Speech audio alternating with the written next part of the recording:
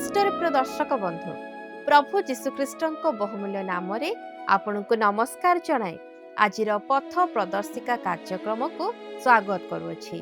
ନିୟମିତ ଏହି କାର୍ଯ୍ୟକ୍ରମ ଦେଖୁଥାନ୍ତୁ ଓ ଆମ୍ଭମାନଙ୍କ ସହିତ ଫୋନରେ ଯୋଗାଯୋଗ ଜାରି ରଖିଥାନ୍ତୁ। ପ୍ରଭୁ ନିଶ୍ଚୟ ଆଶୀର୍ବାଦ କରିବେ। ଆମର ଗତ ଅଧ୍ୟୟନରେ ଆମେ ଦେଖିଥିଲୁ ଯେ ପରମେଶ୍ୱରଙ୍କ ବ୍ୟବସ୍ଥା ତାଙ୍କର ପବିତ୍ରତାକୁ ପ୍ରକାଶ କରେ ଏବଂ ମାନବ ସମାଜ ପାଇଁ ଜଣେ ତ୍ରାଣକର୍ତ୍ତାଙ୍କ ଆବଶ୍ୟକତାକୁ ଦର୍ଶାଇଥାଏ। 10 ଆଜ୍ଞା ଆମ ସମ୍ମୁଖରେ ପରମେଶ୍ୱରଙ୍କ ଧାର୍ମିକତାର ସମ୍ପୂର୍ଣ୍ଣ ମାପଦଣ୍ଡ ଉପସ୍ଥାପନ କରେ, ଯାହା ଶିଖାଏ ଯେ କେବଳ ମାନବୀୟ ଚେଷ୍ଟା କିମ୍ବା ସତ୍କର୍ମ ଦ୍ୱାରା କେହି ହେଲେ ତାଙ୍କ ସମୀପରେ ଗ୍ରହଣଯୋଗ୍ୟ ହୋଇପାରିବେ ନାହିଁ। ଏହି ବ୍ୟବସ୍ଥା ଏକ ଦର୍ପଣ ପରି କାର୍ଯ୍ୟ କରେ, ଯାହା ଆମର ପାପକୁ ପ୍ରକାଶ କରେ। ଅନୁଗ୍ରହ ତଥା ମୁକ୍ତି ପାଇଁ ପରମେଶ୍ୱରଙ୍କ ବ୍ୟବସ୍ଥା ଆଡ଼କୁ ଆମର ଦୃଷ୍ଟି ଆକର୍ଷଣ କରେ। ଆଜିର ଅଧ୍ୟୟନରେ ଆମେ ଯାତ୍ରା ପୁସ୍ତକର 20 ଅଧ୍ୟାୟ ଅଧ୍ୟୟନ ଜାରି ରଖିବା, ଯେଉଁଠାରେ ସିନାଇ ପର୍ବତଠାରେ ଈଶ୍ୱରଙ୍କର ସେହି ଭୟାନକ ତଥା ମହିମାମୟ ଉପସ୍ଥିତି ପ୍ରତି ଲୋକମାନଙ୍କର ପ୍ରତିକ୍ରିୟା ଏବଂ ଯଜ୍ଞବେଦୀ ସମ୍ବନ୍ଧରେ ତାଙ୍କର ନିର୍ଦ୍ଦେଶ ଗୁଡ଼ିକୁ ପରୀକ୍ଷା କରିବା। ଏହି ପ୍ରସଙ୍ଗ ଗୁଡ଼ିକ ପରମେଶ୍ୱରଙ୍କ ପବିତ୍ରତାକୁ ପ୍ରକାଶ କରନ୍ତି, ଯାହା ପାପୀମାନଙ୍କ ମନରେ ଭୟ ସୃଷ୍ଟି କରେ ଏବଂ ତାଙ୍କର ଦୟାପୂର୍ବକ ବ୍ୟବସ୍ଥାକୁ ମଧ୍ୟ ଦର୍ଶାନ୍ତି, ଯାହାଦ୍ୱାରା ସେମାନେ ଆରାଧନା ଓ ସହଭାଗିତା ପାଇଁ ତାଙ୍କ ସମୀପକୁ ଯାଇପାରିବେ। ତେବେ ଆସନ୍ତୁ ବକ୍ତାଙ୍କ ସହିତ ବାକ୍ୟ ମଧ୍ୟକୁ ଯିବା। ଏହି କାର୍ଯ୍ୟକ୍ରମଟି ବିଶେଷ ଭାବରେ କେବଳ ଖ୍ରୀଷ୍ଟିଆନ ମାନଙ୍କ ପାଇଁ ଉଦ୍ଦିଷ୍ଟ ଏବଂ ପବିତ୍ର ବାଇବଲର ଶିକ୍ଷା ଉପରେ ଆଧାର କରି ବିଶ୍ୱାସକୁ ଦୃଢ଼ କରିବା ସହ ଆତ୍ମିକ ଅଭିବୃଦ୍ଧି ଓ ଉତ୍ସାହିତ କରିବା ପାଇଁ ଏହା ପ୍ରସ୍ତୁତ କରାଯାଇଛି। ଅନ୍ୟ କୌଣସି ଧର୍ମ, ମତବାଦ କିମ୍ବା ବିଶ୍ୱାସକୁ ସମାଲୋଚନା କରିବା, ବିରୋଧ କରିବା କିମ୍ବା ଆଘାତ ପହଞ୍ଚାଇବା ଆମର ଉଦ୍ଦେଶ୍ୟ ନୁହେଁ। ଆମେ ସମସ୍ତ ଧର୍ମ ଏବଂ ସମ୍ପ୍ରଦାୟକୁ ଗଭୀର ଭାବରେ ସମ୍ମାନ ଜଣାଉ ଏବଂ ଏହି କାର୍ଯ୍ୟକ୍ରମରେ କାହାରି ଭାବନା, ବିଶ୍ୱାସ କିମ୍ବା ଧାର୍ମିକ ଅନୁଭୂତିକୁ ଆଘାତ କରିବା ବା ଅସମ୍ମାନ କରିବା ଆମର ଉଦ୍ଦେଶ୍ୟ ନୁହେଁ।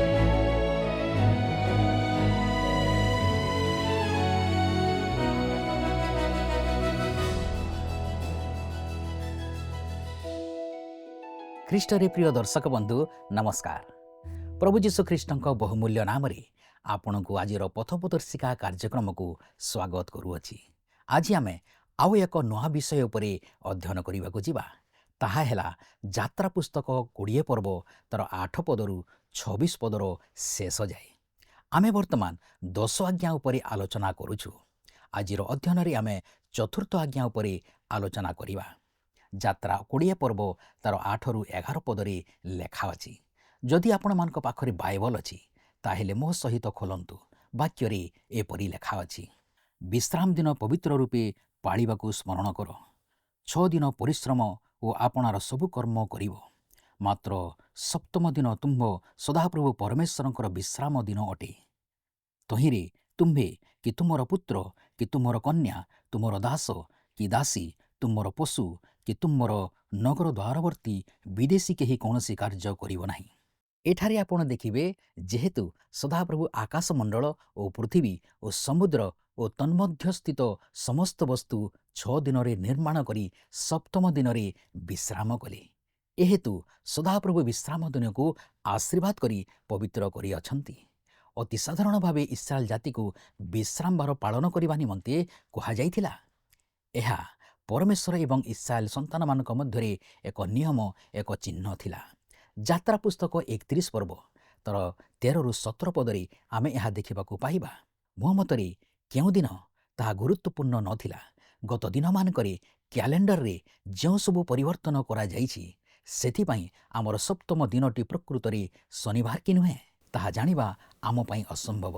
ମୁଁ ଭାବୁନାହିଁ ଯେ ଏହା ଶନିବାର ଅଟେ, କିନ୍ତୁ ତାହା ଏକ ଭିନ୍ନ ପ୍ରସଙ୍ଗ, କାରଣ ଆମ ପାଇଁ ଏହା କୌଣସି ଭିନ୍ନତା ଆଣିଦିଏ ନାହିଁ ଯେ ଆମେ କେଉଁ ଦିନକୁ ପାଳନ କରୁଛୁ।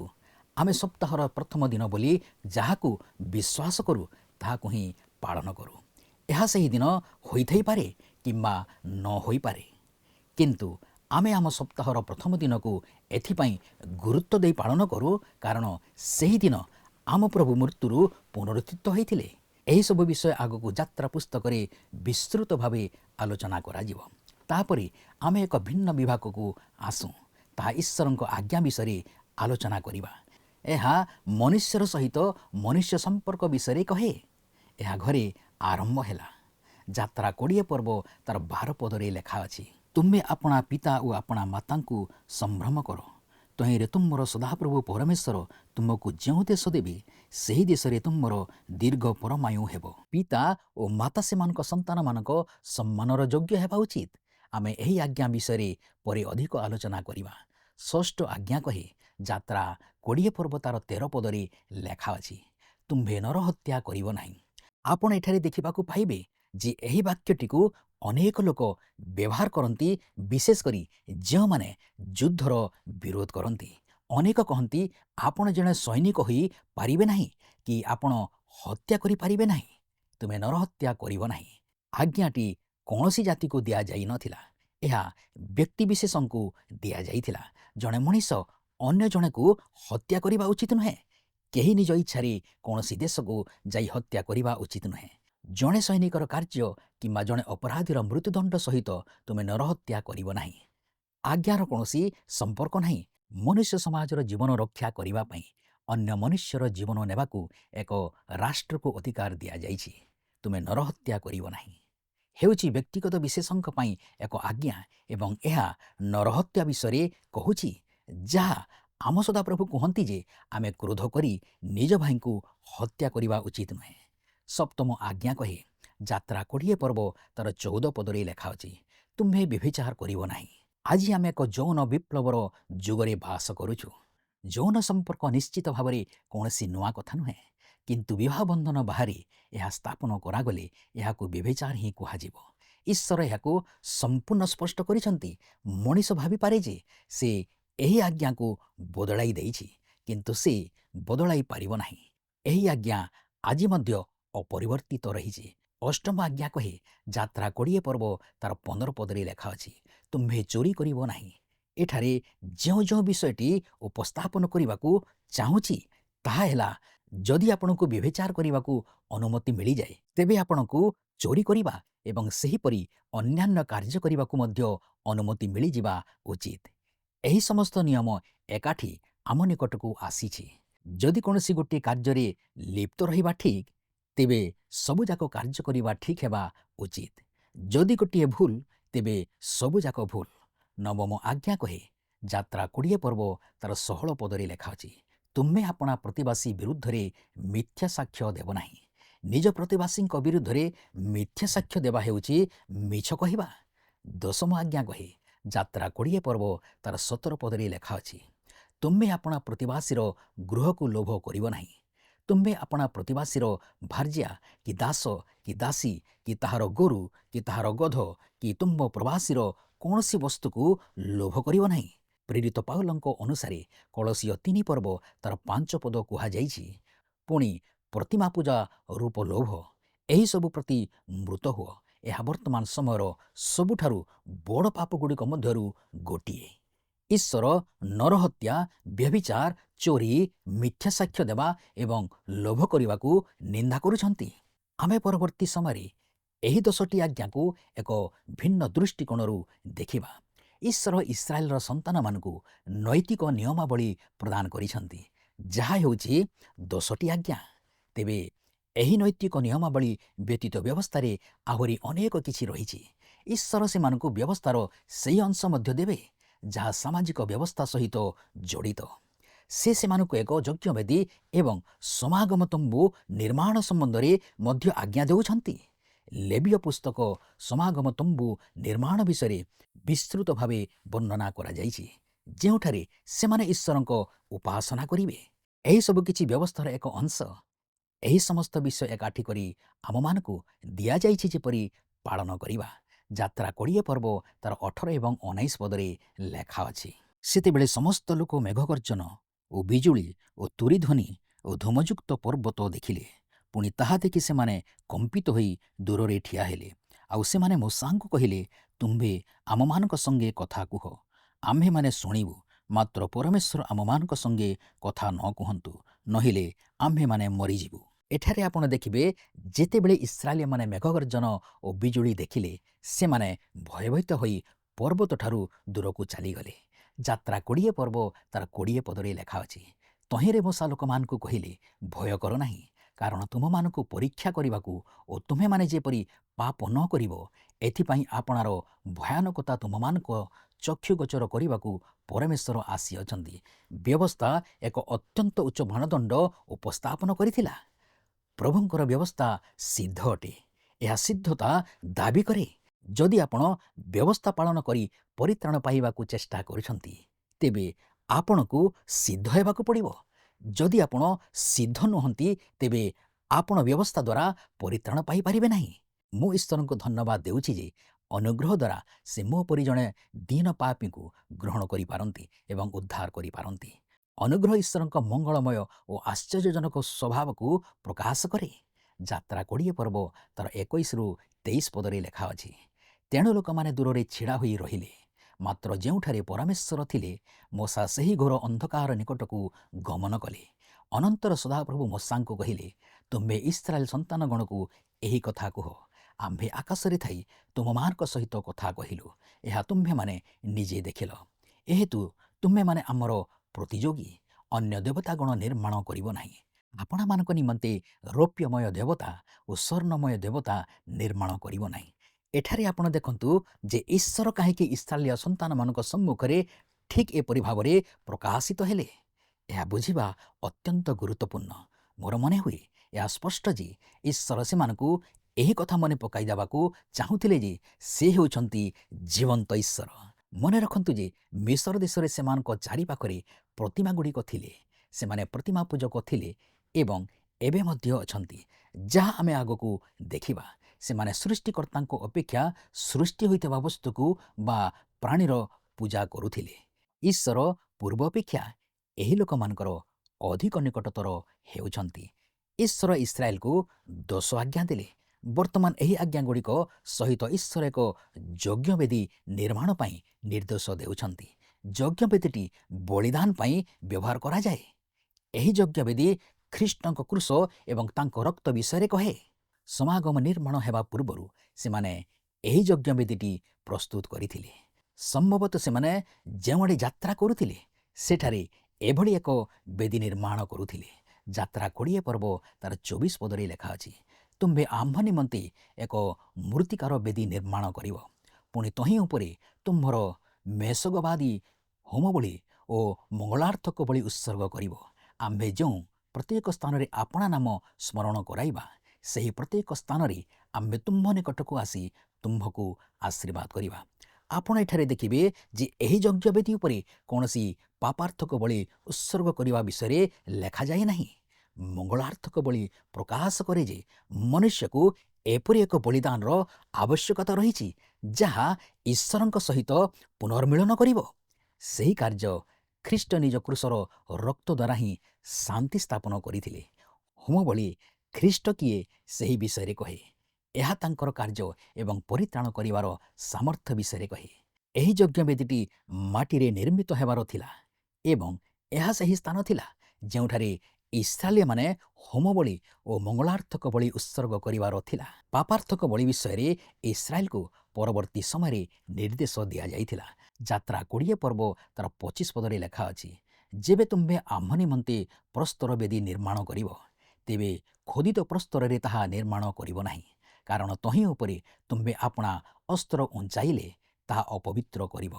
ଆପଣ ଦେଖିବେ ଯେ ଏହି ବାକ୍ୟରେ ଏକ ଗୁରୁତ୍ୱପୂର୍ଣ୍ଣ ଶିକ୍ଷା ରହିଛି। ଈଶ୍ୱର ଚାହୁଁଥିଲେ ଯେ ସେମାନେ କୌଣସି ଖୋଦିତ କାର୍ଯ୍ୟ ନ କରି ପଥର ଏକ ସାଧାରଣ ଯଜ୍ଞବେଦୀ ନିର୍ମାଣ କରନ୍ତୁ।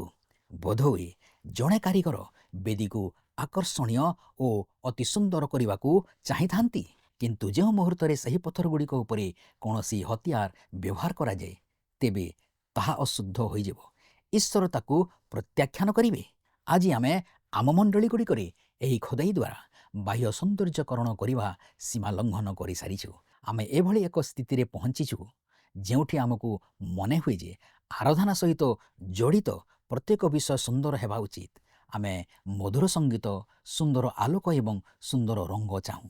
ଆମେ ଚାହୁଁ ଯେ ଈଶ୍ୱରଙ୍କ ବାକ୍ୟ ଅତ୍ୟନ୍ତ ଧୀର ସ୍ୱରରେ ଗମ୍ଭୀର ଭାବରେ ଏବଂ ଯଥାସମ୍ଭବ ଅଳଙ୍କାରପୂର୍ଣ୍ଣ ଭାଷାରେ ଦିଆଯାଉ। ଆମେ ଏଭଳି ଏକ ସମୟ ଦେଇ ଗତି କରିସାରିଛୁ। ଆମେ ଦେଖିବାକୁ ପାଉଛୁ ଯେ ଏହି ଉଦାରବାଦ ଚିନ୍ତାଧାରା ଆମ ମଣ୍ଡଳୀଗୁଡ଼ିକୁ ଶୂନ୍ୟ କରିଦେଉଛି। ଆରାଧନା ପାଇଁ ଏକ ଆକର୍ଷଣୀୟ ସ୍ଥାନ ରହିବାରେ କୌଣସି ଭୁଲ ନାହିଁ।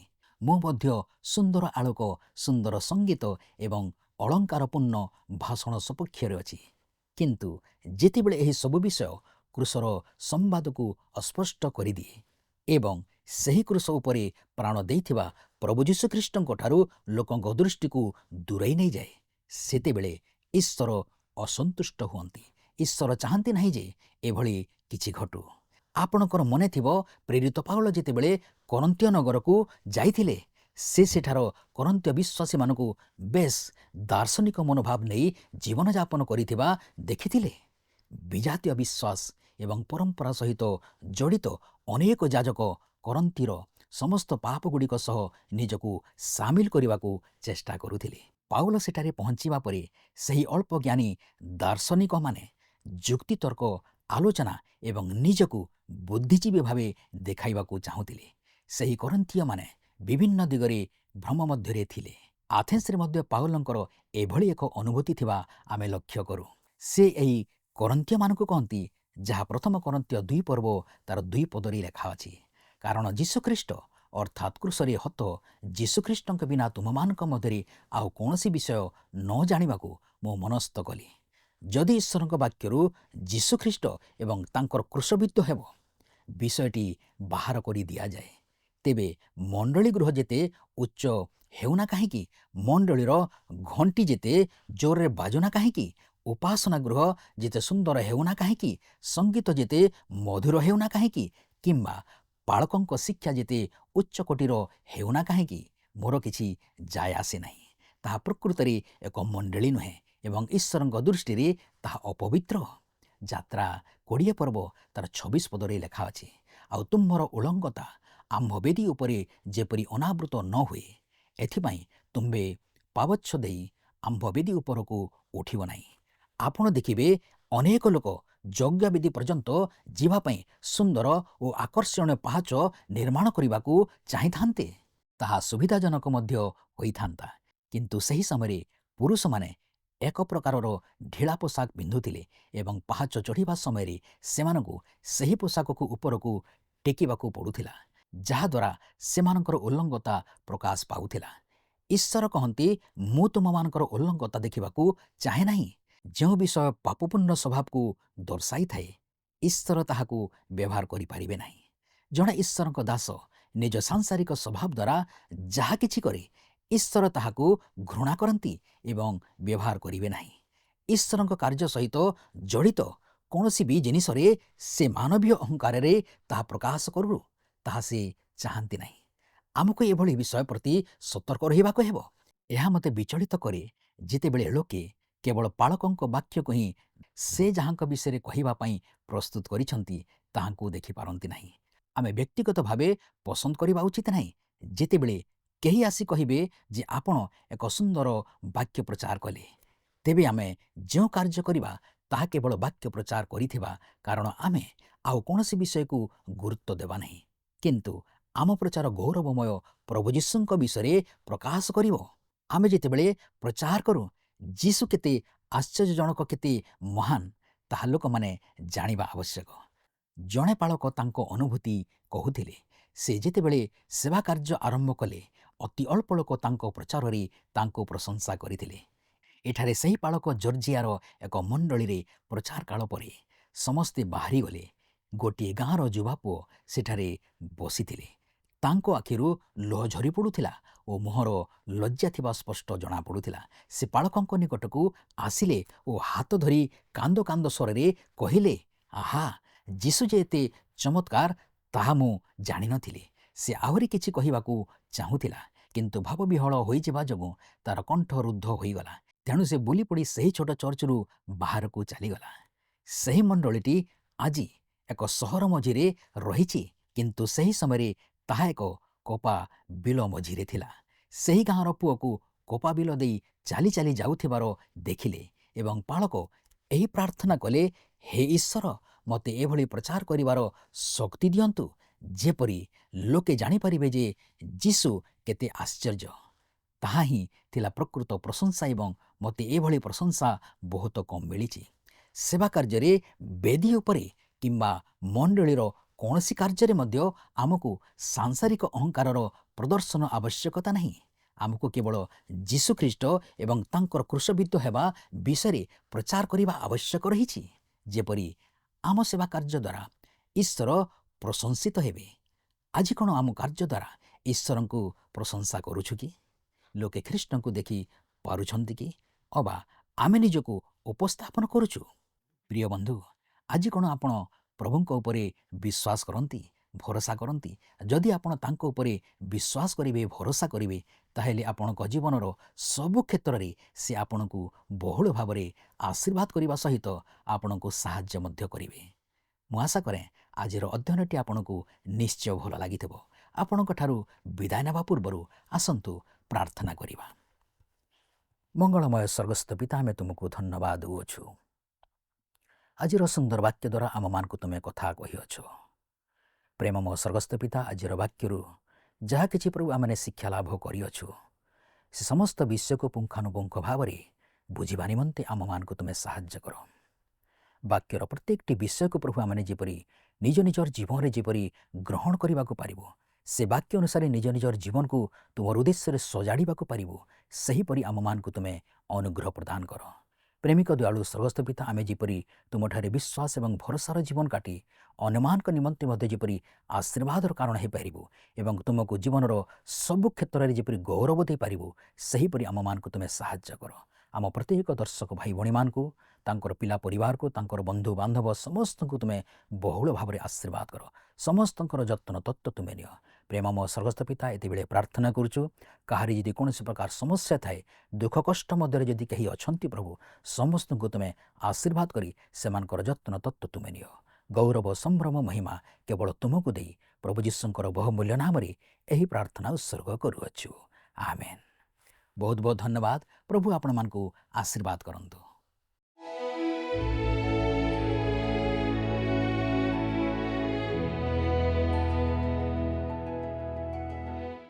ମୁଁ ଆଶା କରେ ଆଜିର ଅଧ୍ୟୟନଟି ଆପଣଙ୍କୁ ନିଶ୍ଚୟ ଭଲ ଲାଗିଥିବ। ଏହି ଅଧ୍ୟୟନରୁ ଆମେ ଶିଖିଲୁ ଯେ ପରମେଶ୍ୱରଙ୍କ ବ୍ୟବସ୍ଥା ତାଙ୍କର ପବିତ୍ରତାକୁ ପ୍ରକାଶ କରେ ଏବଂ ଆମର ପାପପୂର୍ଣ୍ଣ ଅବସ୍ଥାକୁ ଦର୍ଶାଇଥାଏ। 10 ଆଜ୍ଞା ପରିତ୍ରାଣର ଏକ ମାଧ୍ୟମ ଭାବରେ ଦିଆଯାଇନଥିଲା, ବରଂ ମାନବୀୟ ଆଚରଣ ପାଇଁ ପରମେଶ୍ୱରଙ୍କ ଏକ ସମ୍ପୂର୍ଣ୍ଣ ମାପଦଣ୍ଡ ସ୍ୱରୂପ ଦିଆଯାଇଥିଲା, ଏକ ଦର୍ପଣ ପରି। ଏହି ବ୍ୟବସ୍ଥା ଆମକୁ ଆମର ପ୍ରକୃତ ସ୍ଥିତି ଏବଂ ଜଣେ ତ୍ରାଣକର୍ତ୍ତାଙ୍କ ଆବଶ୍ୟକତା ବିଷୟରେ ଦେଖାଇଥାଏ। ପରବର୍ତ୍ତୀ ଅଧ୍ୟୟନରେ ଆମେ ଯାତ୍ରା ପୁସ୍ତକର 21 ଏବଂ 22 ଅଧ୍ୟାୟ ଅଧ୍ୟୟନ କରିବା, ଯେଉଁଠାରେ ପରମେଶ୍ୱର ମାଲିକ ଓ ସେବକଙ୍କ ସମ୍ପର୍କ, ବ୍ୟକ୍ତିଗତ କ୍ଷତି ବା ଆଘାତ, ସମ୍ପତ୍ତିର ଅଧିକାର ଏବଂ ମାନବିକତା ବିରୋଧୀ ଅପରାଧ ସମ୍ବନ୍ଧୀୟ ନିୟମଗୁଡ଼ିକ ପ୍ରଦାନ କରୁଛନ୍ତି, ଯାହା ନ୍ୟାୟ, ଦାୟିତ୍ୱବୋଧ ଏବଂ ମାନବ ଜୀବନର ସୁରକ୍ଷା ପ୍ରତି ତାଙ୍କର ଚିନ୍ତାକୁ ପ୍ରକାଶ କରେ। ଏହି କାର୍ଯ୍ୟକ୍ରମରେ ଆପଣଙ୍କ ମନରେ ଯଦି କିଛି ପ୍ରଶ୍ନ ଥାଏ, ତେବେ ଆମ ସହିତ ଯୋଗାଯୋଗ କରନ୍ତୁ। ଆମେ ଆପଣଙ୍କ ଫୋନ୍ କଲ୍ର ଅପେକ୍ଷାରେ ଅଛୁ। ଈଶ୍ୱର ଆପଣଙ୍କୁ ଆଶୀର୍ବାଦ କରନ୍ତୁ। ରହିଲୁ, ନମସ୍କାର।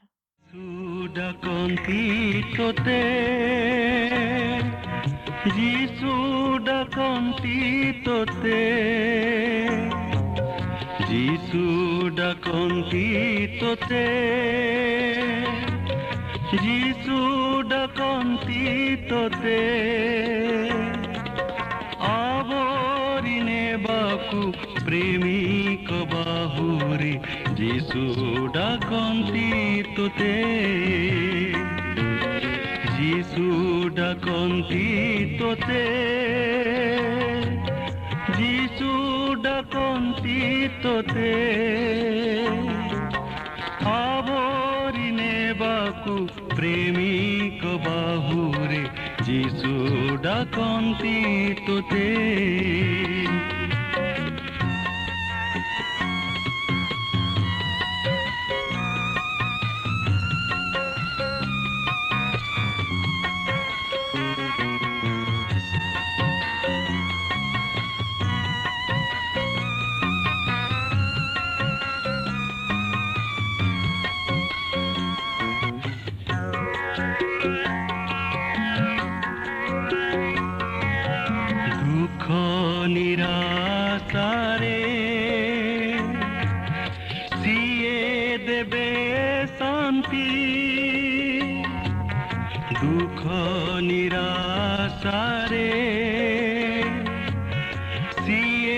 দেবে শান্তি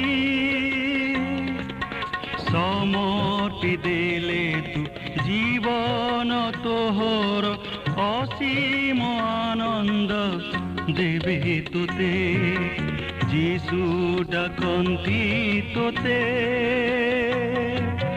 যিশু ডাকন্তি তোতে আবরি নেবাকু প্রেমিক বাহুরে যিশু ডাকন্তি তোতে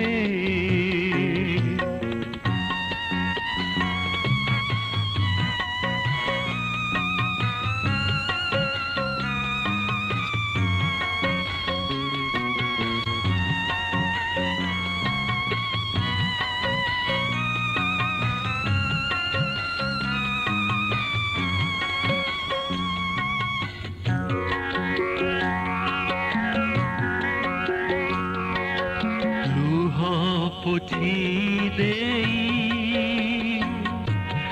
ରକ୍ଷା କରିବେ ତୋର ଲୁହ ପୋଛି ଦେଇ ରକ୍ଷା କରିବେ ତୋର ନୟନ ପିତୁଳା ତୁ ହେବୁ ତାଙ୍କର ରକ୍ଷା ସେ କରିବେ ନିଶ୍ଚିତ ତୋତେ যিশু ডাকন্তি তোতে যিশু ডাকন্তি তোতে আবরি নেবাকু প্রেমিক বাহুরে যিশু ডাকন্তি তোতে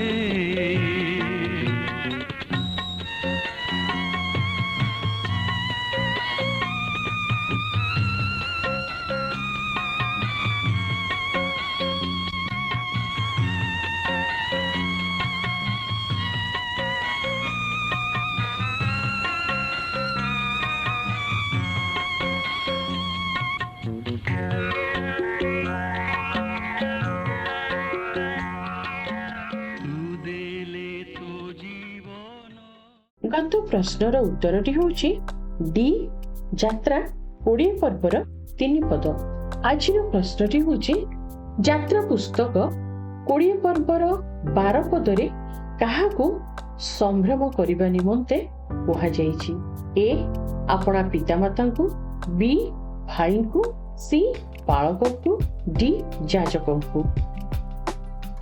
এই প্রশ্নর উত্তর আসন্তাকালি সন্ধ্যা 6টা মধ্যে অপশন মধ্যরু সঠিক উত্তর বাছি আপনার নাম ও সম্পূর্ণ ঠিকনা সহিত 9777221415 ফোন নম্বরে SMS কিংবা WhatsApp দ্বারা আমকু জଣାইବାକୁ অনুরোধ।